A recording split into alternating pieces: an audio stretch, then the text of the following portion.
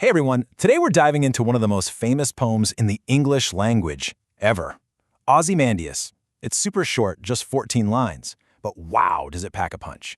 It's all about empires, pride, and what happens when you go up against time itself. So let's get right into it. Okay, so the poem kicks off with this line. I met a traveler from an antique land. Right away, you're hooked, you know. Where's this antique land? Who is this traveler? It just perfectly sets this mysterious, ancient scene. We're about to hear a story about something lost to time. And here's the first thing this traveler lays eyes on. Not a whole statue, but just two vast and trunkless legs of stone stand in the desert. I mean, picture that. These giant legs with no torso, no head, just standing there in the middle of nowhere. You've got to be thinking, what was this thing, and where's the rest of it? So near these legs, half buried in the sand, is the statue's face. And get this, even though it's shattered, you can still see the expression perfectly. A frown and sneer of cold command. Chilling, right? This wasn't some beloved leader. Oh no. This was a guy who ruled with an iron fist, and his personality, that raw arrogance, was so intense that the sculptor carved it right into the stone. All right, so who is this guy? This king of kings with the sneer? Let's figure out who was behind this massive, ruined statue. So, the name is Ozymandias, and that name is a big deal. It's actually the Greek name for Ramesses II, one of the most powerful pharaohs to ever rule ancient Egypt. We're talking about a living legend in his day, a guy who commanded a massive empire and was basically treated like a god. And check out the message he wanted everyone to see, carved right on the pedestal. My name is Ozymandias, King of Kings. Look on my works, ye mighty in despair. You can just feel the arrogance, can't you? He's literally telling every other powerful person in the world to just give up, because they'll never be as great as him. Look on my works and despair. And then the poem hits you with this.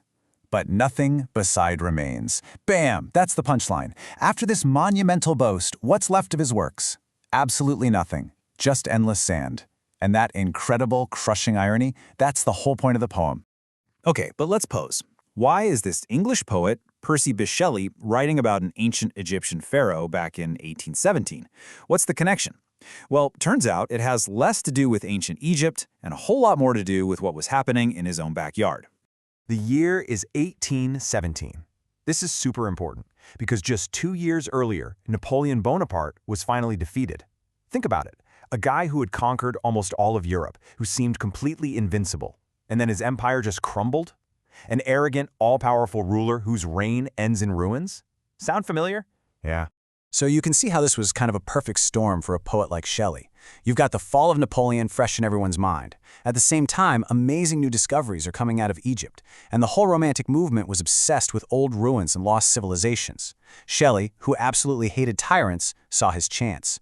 Ozymandias was the perfect way to talk about Napoleon without actually talking about Napoleon. And this really shows you how the poem bridges these huge gaps in time. It connects the world of Ramesses II, way back in ancient Egypt, directly to Shelley's time and the fall of Napoleon, and then straight to us, right here, right now. Because the core message about power and pride, that hasn't changed one bit. All right, let's break this down. To really get the poem, you have to understand the key symbols hidden in the sand. First up, the big one, the broken statue. It was meant to be a symbol of everlasting power, right? A monument that would stand forever. But now, it's the exact opposite. It's a symbol of total failure.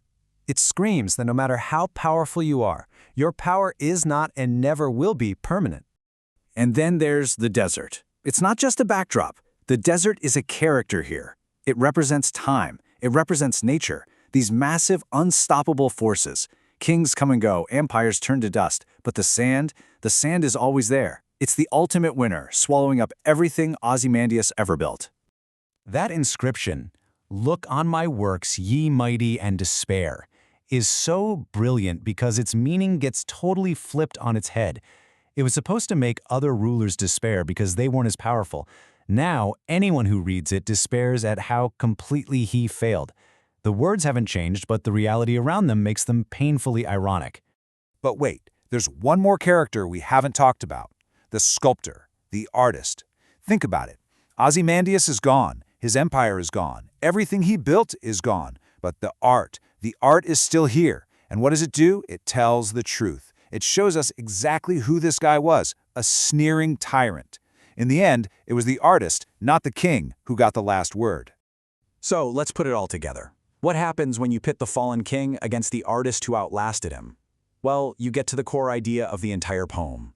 And here it is, plain and simple. The king's power, it's fleeting. It's based on ego, and time always wins. But the artist's power, that lasts. It's about truth. It captures a moment, a personality, and preserves it forever. For poets like Shelley, this was everything. Art tells a deeper truth than any empire. So when all is said and done, what are the big lessons from Ozymandias? Well, number one, if you think your power is going to last forever, you're wrong. Number two, pride comes before a fall, a really, really big fall. And number three, never bet against time and nature. You will lose, every single time. So in the end, Ozymandias is so brilliant because it's both about a specific moment in time, Shelley's jab at Napoleon, and also it's about all of time. It's a timeless warning. It's a message to any ruler, any country, any person who gets a little too big for their britches and thinks they're invincible. And that really leaves us with one last kind of unsettling question, doesn't it? The poem makes you look around at our world right now, our skyscrapers, our institutions, our leaders, and it forces you to ask, what monuments that we're building today will one day be just a couple of stone legs in the middle of a desert?